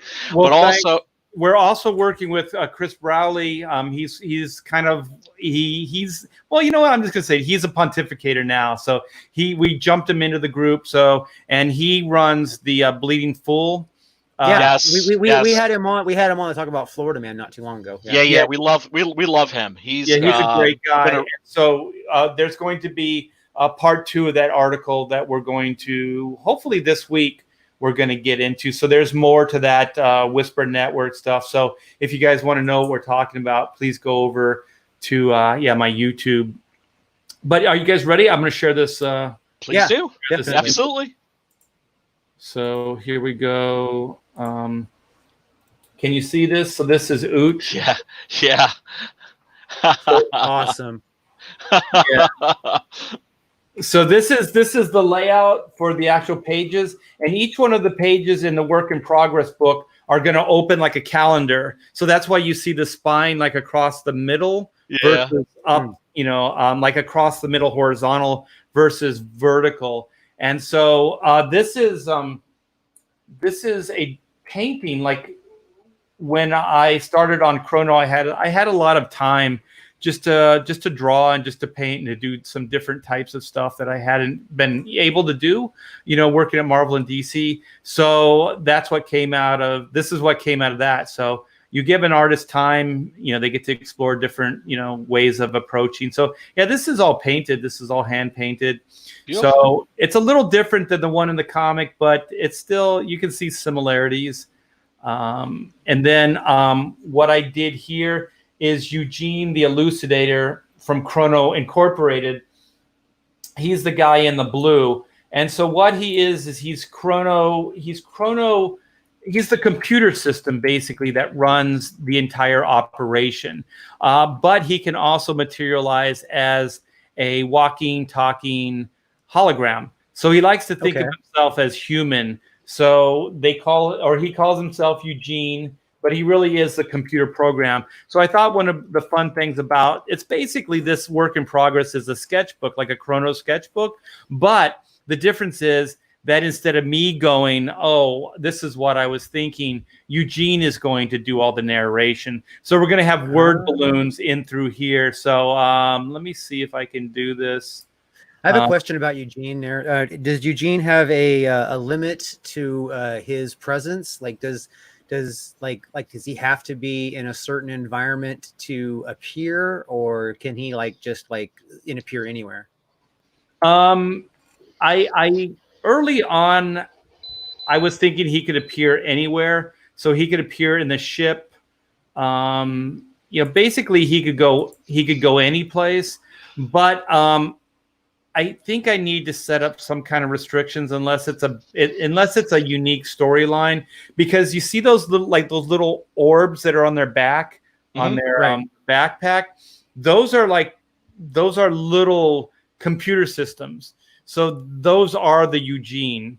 So those guys, like the mechanics, if they ever need to know something, they can kind of, type into there's like a little flap that opens up. There's a keypad, kind of like the old flip phones. And then they can type in the information and they can get information relatively quick from those orbs. So I think if Eugene was to show up, it would probably, you know what I mean? It would work the same way as those orbs. So I think he should stay within Chrono Incorporated. Only in those in that environment should he exist. Unless I like to always say with these stories, unless it's funny or it's a fun storyline. You know what I mean? So I never. No, I get you. So Yeah. Okay, so then again on the Eugene topic,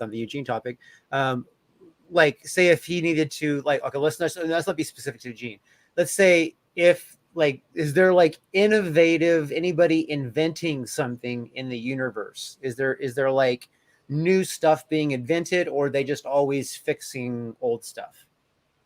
I think it's pretty much set in stone, just kind of they can invent a tool like we were talking about if the story needs them to make a tool, kind of thing. But I think by and large, it's just like if you worked at a plumbing, everything's pretty standardized, the tools, the machine, there's a tool for every part of the machine, a tool for every job that's already been pretty much invented. But, like I said, if there could be a job where there just isn't the tool, like they never came across this part of the machine before, so they might have to make a tool to fit that or whatever. But there isn't, to answer your question, at this point in time, there isn't somebody that's like Q, is that the James Bond character? Yep. That invents the tech and stuff like that. Yep. Yeah, there isn't a character like that.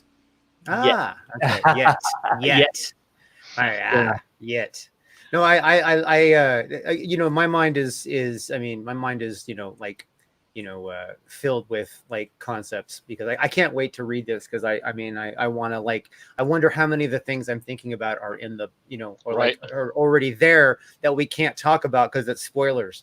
You know what I mean? It's and also just this story is it's just a tip of the iceberg of the ideas and where we can go with the world. So that's the frustrating part is I would love to be able to work faster than I physically can. You know what I mean? Because I have so many of these stories that, they take so much time to write and then to draw. So that's the big thing for me going forward with Comicsgate and these indie, these independent ideas, is try to figure out a way to do them faster, so we can tell more stories. Yeah. Well, the only way that I could see that being done would obviously being, different parallel stories would be one way, to where you have more than one group of characters. It would be one way to approach that. Another way to approach that would be split up what an illustrator does, you know what I mean, with other illustrators, you know what I mean, like share the workload, like maybe somebody focuses on background, somebody focuses on characters, somebody focuses on layouts, Well, you know what I mean, that kind of stuff. Well, I mean, I look. There's no way that Comicsgate is going to ever be able to get. Well, I don't want to say never, but monthly it ain't happening. Bi-monthly, not it ain't happening. But like I'm trying to get to a point where I can release my books quarterly, and I figure like if we could get to that point, people wouldn't be having to wait like a year between books. That way they're waiting for the next what I one to come out. Yeah. What I want to do, Brian, is I just want to do one and dones. Like Chrono is a one and done. So there you go. There's more stories to tell, but Right. it doesn't have a cliffhanger. It's not serialized in the same way that you need to buy multiple books to tell the whole story. Like I want to start doing one and done, so they can be events and they can be whenever you can put them out. And Right. quarterly would be ideal. Like every 3 months or whatever, put out a book, and then you can have, and also just to be able to sustain existence, so you can actually put out books and you can pay your rent and feed your family and all That's what it's all about, brother. That's what it's all about. I'm currently working towards the quarterly model, but basically on a combination of the one and done and periodical thing. I do 6-chapter arcs, you know what I mean, and then I put those in a combined graphic novel at the end. So like I have 6 24 to 32 page chapters, and then that becomes a 144 to 160 page book when it's done. And so like my goal is to get those to where every 3 months I can get those done, and then eventually my goal would be long term, once I've been doing this a lot longer and I'm able to have an audience to devour them at a rate that would make sense to produce them regularly, then have them ready way before release and release them monthly, you know what I mean, at the finished point, and then obviously move to something else. So ideally someday, you know what I mean, I'll have like 4 or 5 different things going that I could release 6 a year, but then release them at monthly paces, you know what I mean? And it will happen. Like when you first start, you don't have any inventory. You don't have, but as you go on, you start becoming more functional at getting things done. And then also you start inventorying product. And for me, like the whole Comicsgate and indie publishing and all the stuff that we're doing right now is it's fun and interesting because it's challenging, but at the same time, it's like learning new things every day, but also things that you didn't even know that you needed to learn. You know what I mean? Like Yes. there's things that come up. Like I'm working with the printers, and it's like the files were sent in RGB, and then we got a proof back, and it's like, why are the colors so garish? I mean, right. I have some guy that does this, right? But I didn't know. I know of these different formats, but I didn't know. But you didn't know you had to go to CMYK because of the printing model, right? Right, yeah. And I didn't know that he didn't send it per se in CMYK. And so then all I know is I'm getting the proofs back, and they're very dark. And so then, I start doing some detective work, and I'm like, these are all RGB. I know that printers use CMYK. So then I asked the printer, are those files in RGB? And he's like, yes. And I said, they need to be in CMYK, right? And he's like, yeah. And I'm like, well, what did you tell me? You know what I mean? Like, this is information I could have used yesterday. So now, that's a mistake that I hope to never, replicate, but it's one of those things, like, you don't know what you need to know until we're all learning as we go along, Some and sometimes there's stuff that you just don't remember to apply it. Like, for instance, I forgot that graphic novels, when produced in perfect bound, eat the gutter to some degree, about a 1/4 inch. You know what I mean? An eighth for sure, but possibly up to a 1/4 inch. They eat your gutter. So if you design something for a staple stitch comic book, and then the artwork crosses over, it gets eaten. You know made what I that mean? sound really filthy, Drew. Yeah, well, Your gutters are getting eaten right now. eat my gutter, eat my gutter. All But right, yeah, so no, let's, we're all learning as we go along, and what's great about this community is that we can all is that we're all learning from each other. You know, I want to. Before we digress too much further, there's a couple of gotta things I want to catch gotta up get on to those here. tiers, man. I want to go through these tiers. I want to play his video, and then I want to get him over to his other book so we can get people to check that out too. So Yeah, we only Thank you. have with black and white. We only have 4 days left. What? Yeah, with black and white. Did I say Chrono Mechanics? you said No, you you said black and white. Yeah, Just black and white. Are you going in demand with black and white? No, it's going to be the 30-day campaign, and I thought at first that maybe we would extend it 10 days, but it looks, and I don't want to jinx it, but it looks like that we could possibly do 30K, and so for the 30-day campaign, I'm really happy with that, and the main thing is I wanted to get volume 1 into everybody's hands as much as I could. And then I want to put all my effort into volume 2 because black and white is volume 1 and volume 2. So it does have a cliffhanger ending and it does have 2 parts to it. So that's also, like we were talking about, learning your lesson, like having hindsight. I wish I could have done it just more as like a one and done, because it is a little bit to ask for people to wait, for a follow-up to a story. So that's what I'm going to do in the future moving forward.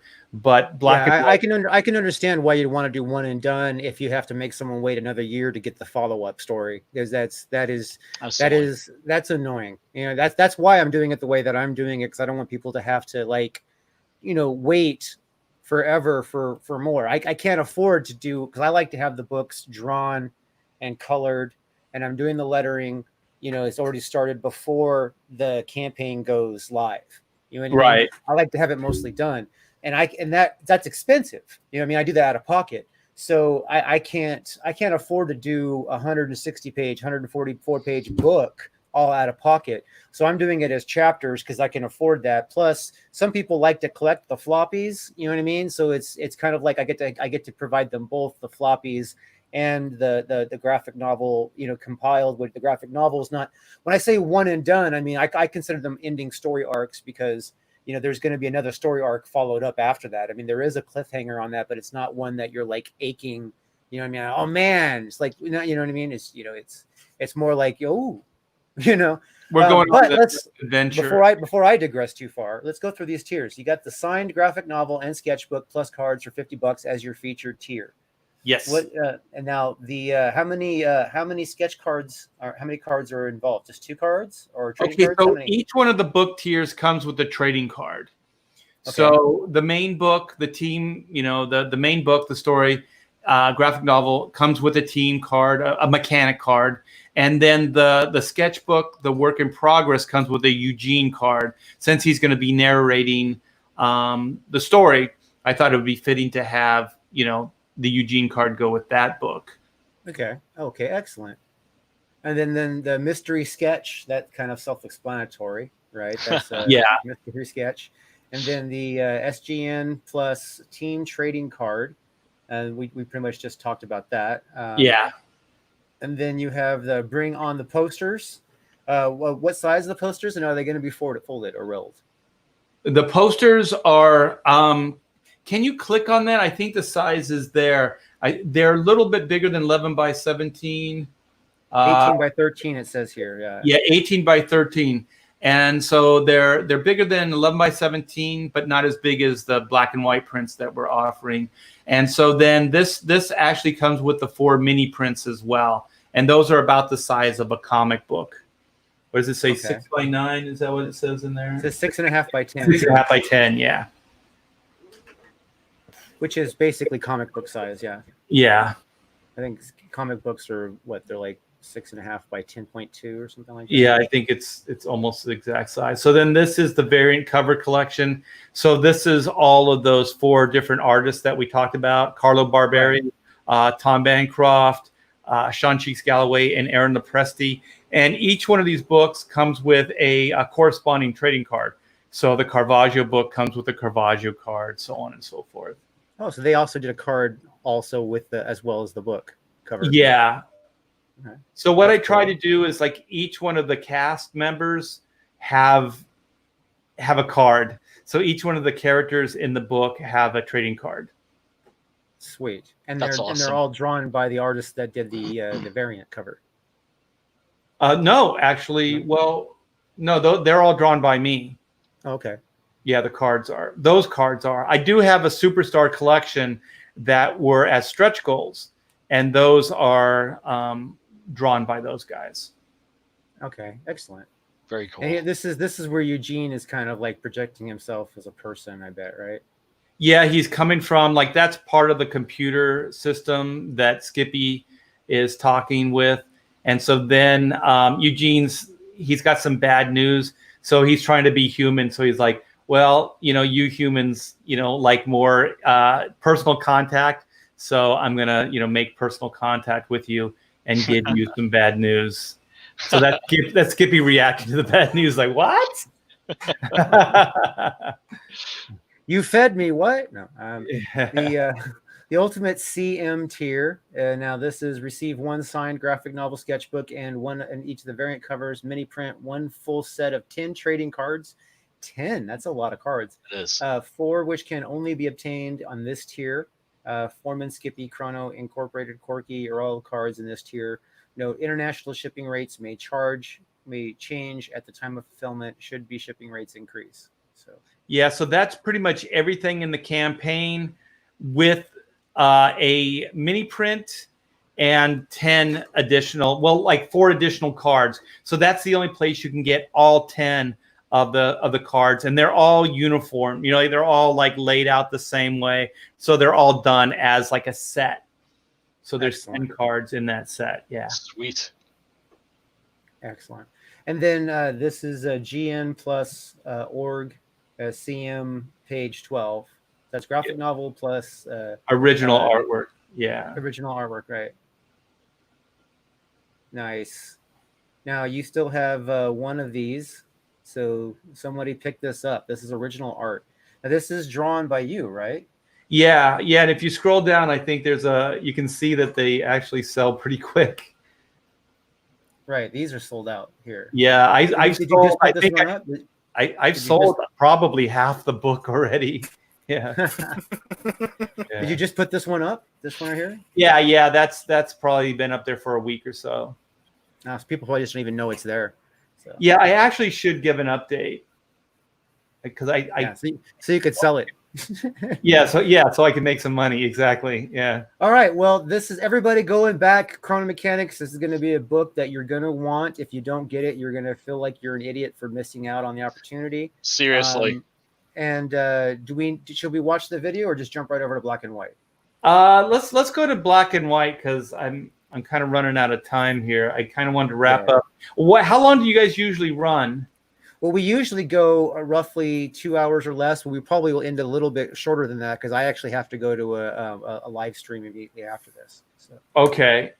I'm starting to fade out myself, but I'm hanging in there. You need caffeine. I do. Actually, go back to the Chrono. I just hit refresh. I think we went up.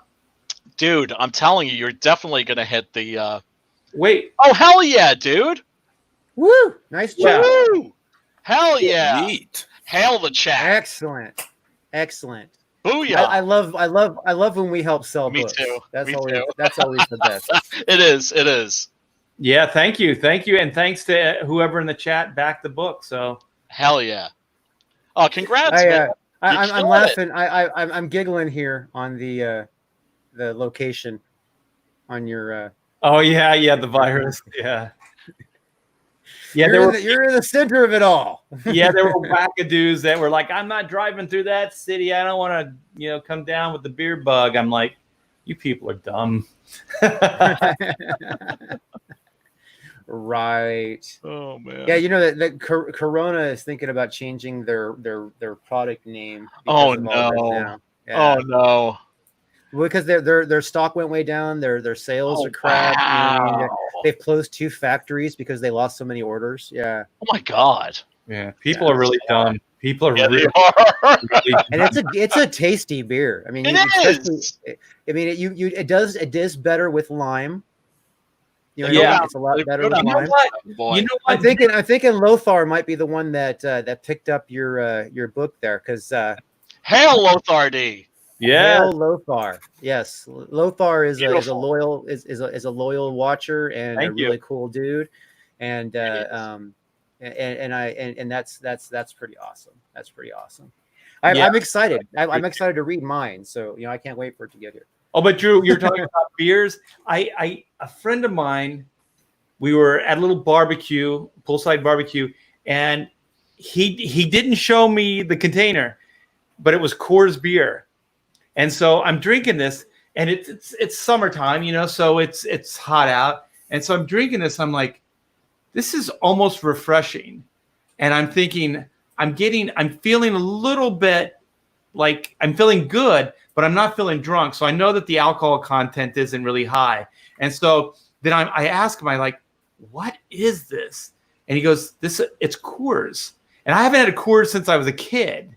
You know what I mean? And so like even Budweiser. And so then I went out and got some Coors beer, got some Budweiser, and I realized that, okay, you brought up Corona, Coors, and Budweiser are the perfect summer beer because you can drink those in the heat, and the alcohol content isn't quite what other beers are. So you can kind of drink and you can relax and you don't feel dehydrated and you don't feel like blown out. Like sometimes, like if you're drinking in the summertime, in the heat, you just feel kind of sick. Yeah. I don't know how people do that, but I just realized those beers are the perfect summertime beers because I would throw Heineken in that mix also, by the way. I think Heineken has a little bit more alcohol content, doesn't it? It might, but it's a really good beer to drink in the heat. First, I mean it's not a really strong beer. I got a Coors story for you since we're talking about Coors. Okay, so that Coors has lots of factories, but they have like one main factory up in the Rockies that they use to make their claim as far as because of the water. The natural spring water, right? And it's true. They actually have a factory that a river runs right into. I mean, it really runs right. It's a big fat river. It runs right into the factory. Interesting fact about that. About a quarter mile up that river is a hippie commune. They wash their clothes. They dump their waste, everything right into the river. That special flavor. A quarter mile right before it goes to the Coors factory. The Coors boils their water. You know what I mean? They get all the everything out of it, but it's just an interesting little. But you remember when we were kids, we used to call Coors piss beer because the alcohol content was really, really low, so you wouldn't really get drunk. And then it was a little bit more yellow than some of the other beers. I think we just called it piss beer. Well, you drink it just turns into piss. Always thought, Budweiser, it was kind of like fermented urine with like 3 or 4 teaspoons of sugar. You know what? You know what, Brian? I'm not going off a tangent with beers, but buy yourself a 6-pack of Budweiser. Okay. Budweiser to me it's kind of underrated, and I didn't realize how underrated it was. It's kind of like when you buy a Hershey's bar. Yeah. You think, like Hershey's you can buy anywhere. You think of it as a cheap chocolate. Yeah. But Hershey's goes toe-to-toe with Godiva. Like Hershey's goes toe-to-toe with the best Swiss chocolate out there, right? It really does. Really? No, it does. It really does, man. And it's but you take advantage of it. You just think like, well, it's made here in America. How good could it be? It's Hershey's. Hershey's is like the king of beers of chocolate, and like Budweiser. Treat yourself to a frosty cold Budweiser, pour it into a frosty cold mug, and just enjoy the hell out of it because it really is kind of the Hershey's chocolate of beers. It's one of those things that I think you take it for granted and it's underrated. But when you have it and you haven't had it in a long time, you're like, this is pretty damn good, man. Well, yeah, there's a reason why it's one of the best selling beers. I mean, there is. Anheuser-Busch is no company to mess around with. They've been doing beer for a very, very, very long time, and now they're owned by a German company, so they'd even do it better. So yeah, Most definitely. yeah. So okay, Black and White, Volume 1, Second Chance. I'm glad I got the chance. Well, how much longer is this going for? Just 4 days. 4 4 days. days. Yeah, 4 days. 4 days that you miss out. And I thought I missed out, and I was happy to get an opportunity to grab it again. So like you guys got 4 days. You guys watching right now, anybody who watches this stream, you realize that the countdown is coming on this book right here. You're gonna want this thing, and you'll miss out. If you snooze, you lose, people. If you snooze, you lose. Yeah, I doubt he's gonna do a third chance campaign for the. That's what I was. Arthur, maybe. Yeah, well, if there are any books left over, because I think we had 500 books, but if you look at the backer number, we're closing in on 500 backers. Man. So we're pretty much selling out. The Greg Capullo cover we did sell out of, and so the standard edition. Excuse me. I'm hoping that we'll have enough to go the whole campaign, the 4 days. And if not, we will be reissuing those with the Volume 2 campaign, but they're definitely going to be at a premium. So you're not going to get them at this price because they're going to be very, very rare. Right. So tell us, for everybody who doesn't know, tell us about Black and White and where the idea came from and what makes them super awesome. So Black and White, they're basically robot hunters. They're vigilantes, and they live in a far-flung future. I don't really want to get into an actual timeline because, once again, like with Chrono, I don't want to pin it down to any real world. I think, a lot of the fun for me creating this stuff is not having to adhere to too much reality. I think these things should be fantasy and they should be a lot of fun. So I'm definitely pulling from the George Lucas kind of in a galaxy far, far away idea where, that just sets up that it may be Earth, it may not be, they may be human beings, they may not be, you just don't know. So not that these guys are like aliens or anything. I mean, it's definitely our world, but it's not necessarily, real world. So, there's robots, there's science, big science fiction ideas. There's also supernatural aspects to this world and things like that. I guess kind of like any other universe, like the Marvel or DC universe. But since this isn't, I kind of have to explain it that way, that, it is kind of a made up world, even though there are real, there's New York City, there's real, places that exist and it is our world, but it's kind of skewed from that. Because I also don't want to get locked into any kind of real science once again. So we're just like, there's these robots and some of them, have artificial intelligence and, so on and so forth. And some of them may be humanoid looking. Some of them you might not be able to tell, that they are human. But there are restrictions to it. So, like we have one of the ideas it's not in the novel. It might be in Volume 2, but it's not in Volume 1, is that there's this thing called the Asimov Accord. So that's basically like the rules of how robotics. So how in the novels there were the 3 rules. iRobot, of iRobot and the rules. So it's kind of like in this world they're paying homage to that sci-fi guy, like he did exist in this world.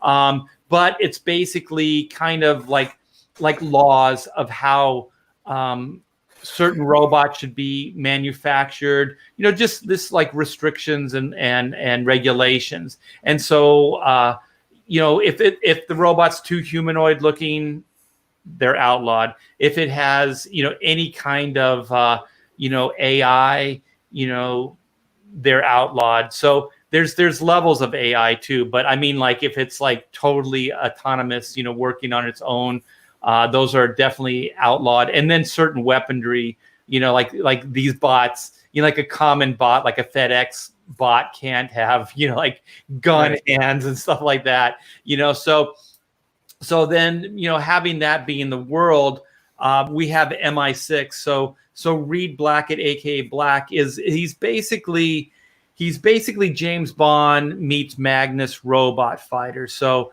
there's a division of MI6 that used to exist, and it was called MI10, and it was in the Second World War, and they basically developed arms, like weapons and technology. So after the Second World War, it disbanded and it no longer existed. So one of the ideas, and if you share the screen with me, I can show you this patch. So this is the MI6 division of, this is MI10, which is a division of MI6. So it's the Anti-Robotics Pathways. So this is where Reed used to do his spy work from. So he was with, the British Secret Service, and he worked for MI10. So he was the best of the best robot fighter that they had. So he understood the psychology of robots. He understood how to fight them, how to take them down, all that stuff. But he became very disillusioned with the organization, as a straight shooter would. Like, let's just say, like you have Steve Rogers, you have Civil War, for the sake of just shorthand explaining it. Right. And you saw how he had a problem in Civil War with the way S.H.I.E.L.D. was running, like shadow ops and all these other things. And he felt like, if you do this, then you're no better than the bad guys. You need to be transparent. You need to let people know what you're doing, things like that. So Reed was very altruistic when he joined MI10, and he's also ex-military. So he wanted to feel like he was doing the greater good. You know what I mean? So he worked his way up the ranks, but then a series of mishaps, and one of them involved his father and possibly the death of his father. So we kind of hint in this story proper about what happened, but we don't get into details. So he left MI10. And so at this point, he doesn't want to be a cop. He doesn't want to go back to the military. He doesn't want to be a spy. He doesn't want to work within the organization. So he just wants to be a civilian.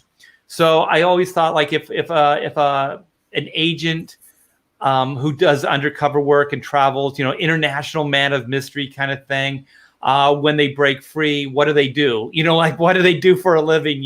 So I thought, well, he's an importer exporter, so all those skills that he learned, the different languages, different cultures, different infiltrate this business, that business, government, so on, that he would be an excellent importer exporter. So what he's doing in the story proper is he meets Whitney Sung, aka White. And he's in China now, and they have a small family brewery. And so he's going to import and export their family beer. And then you find out that they're kind of not doing very well. So they really need this deal that Reed's putting out there. But also there's this mysterious business that's bidding on owning. They want to buy this brewery that isn't doing well at all. You know what I mean? Like, it makes no sense that a big, corporation would want to buy this brewery. And then we find out that it's Phoenix World, and Phoenix World is, in this reality, they are the top robotics builders in the world. And so this company, like this thing, like a robotics company, why would they want to, buy this small brewery, and for an exorbitant amount of money? It's got to be something nefarious. Exactly. So then Whitney kind of looks into this, and then she realizes that it's something from her past that wasn't dealt with at the moment, or she thought it was dealt with at the moment. So it rears its ugly head and comes back into her life. So at this moment, at the beginning of the story, you realize that she just wants vengeance because she's tired of this thing happening. She thought it was dealt with, but apparently it wasn't. So she's going to make sure it's dealt with permanently. So Reed, being this guy that's kind of scarred, and he follows orders without question, he kills without conscience, as a good spy would. He doesn't want her to go down that same path. So he tries to save her from that same checkered past that he went down.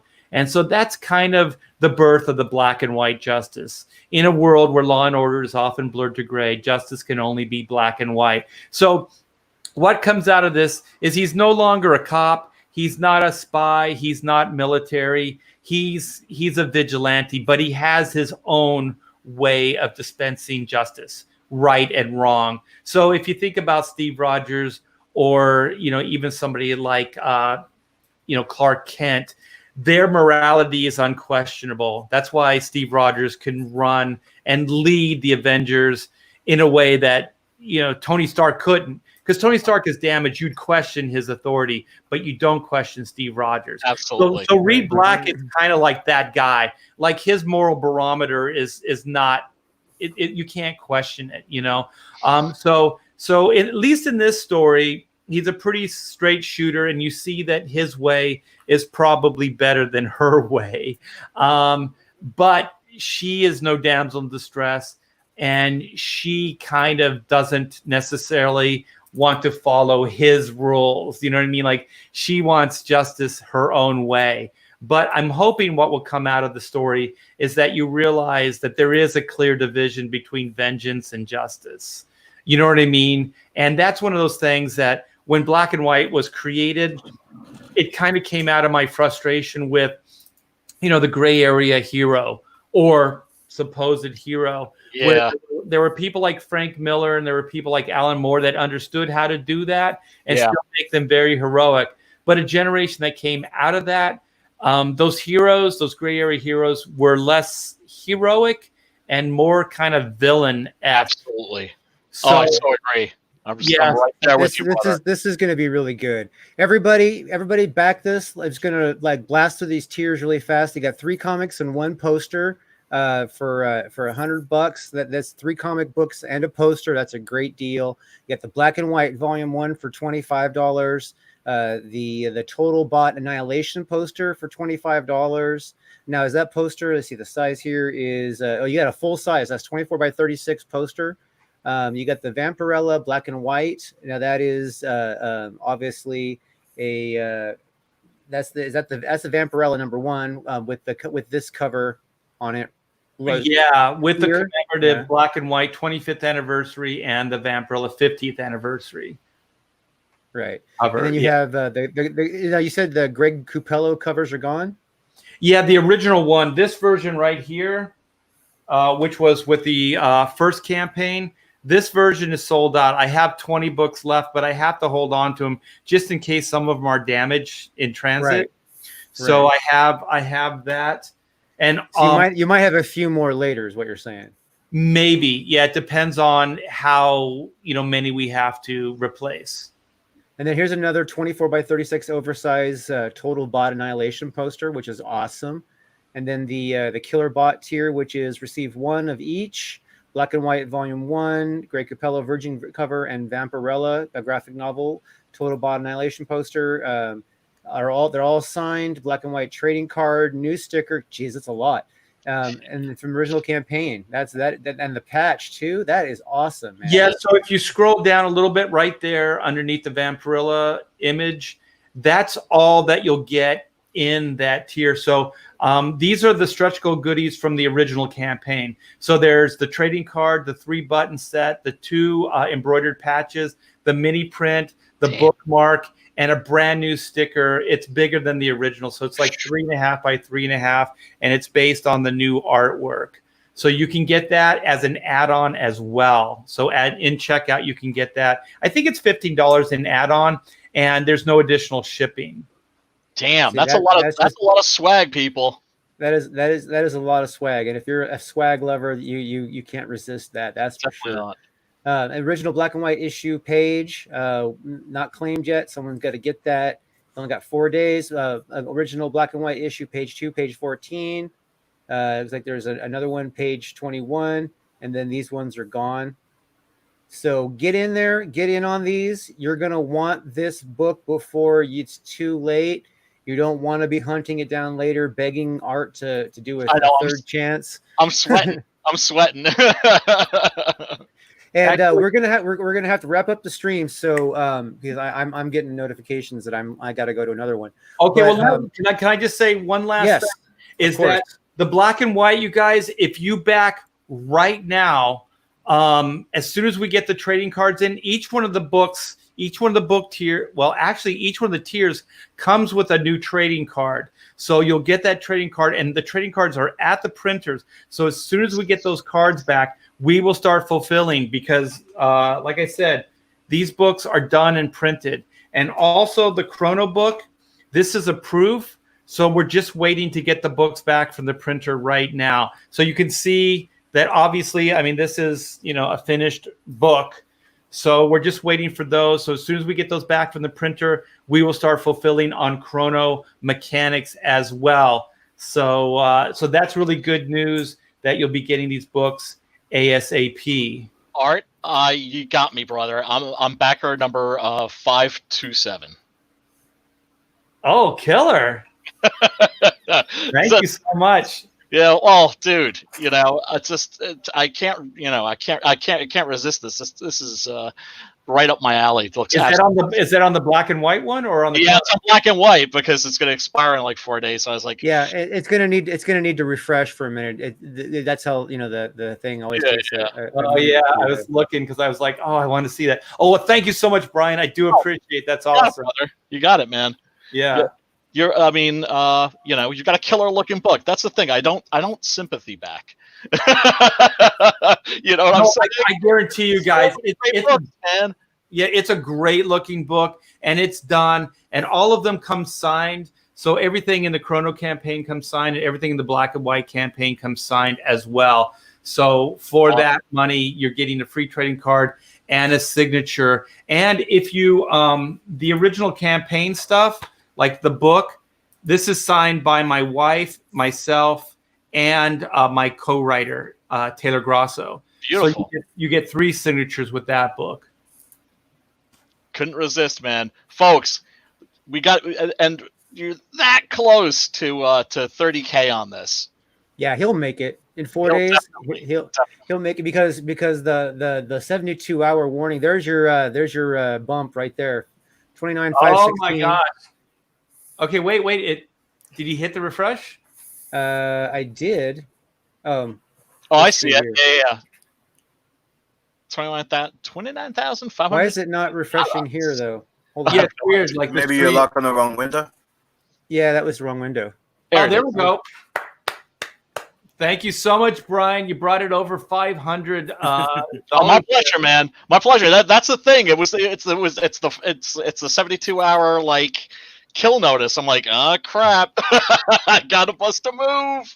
Yeah, you're gonna make that last $500 for sure in the in the last 3 days because I mean you're gonna get that 72-hour warning alert and then and I'm hoping because you guys know like all this money it goes into the next campaign and all this money goes into time. So I pay bills with all of this stuff, but it allows me time to draw the next book. So that's really my bottom line. I mean, I would love to get rich. I'm not going to say I wouldn't, but my main focus really is to stay in this creator haven, if I dare say that, this renaissance that we're in right now with Comicsgate and with all these indie crowdfund books. This is a great time to be alive and great time to be doing comics, you guys. And thank you, Mr. E, a.k.a. The Drew Love, and Brian and Sim. Thank you so much for having me on the show and giving me a chance to talk about 2 crazy concepts that I love with all my heart. So we're definitely gonna want to bring you back because I have a million questions about Image Comics and Marvel Comics and the things you've drawn and your favorite stuff.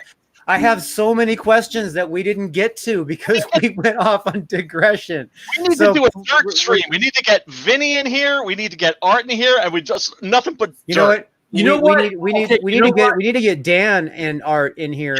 Yes.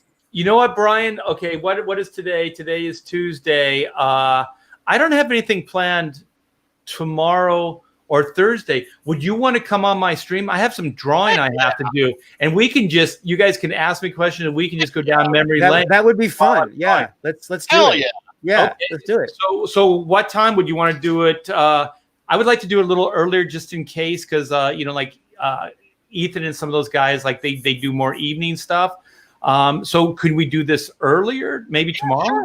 Absolutely. Yeah. Let's see. What time? Brian's the one on the weird schedule. I'm on California time, like you are, Art. So. Oh, okay. So it's fine. How about like 1-2 o'clock, somewhere in there, like 1:30? 2 o'clock. 2 o'clock our time is 5 o'clock your time, Brian. You good with that? Absolutely. Hell yeah. Yeah. Yeah. Sim, you. How about you, brother? Yep.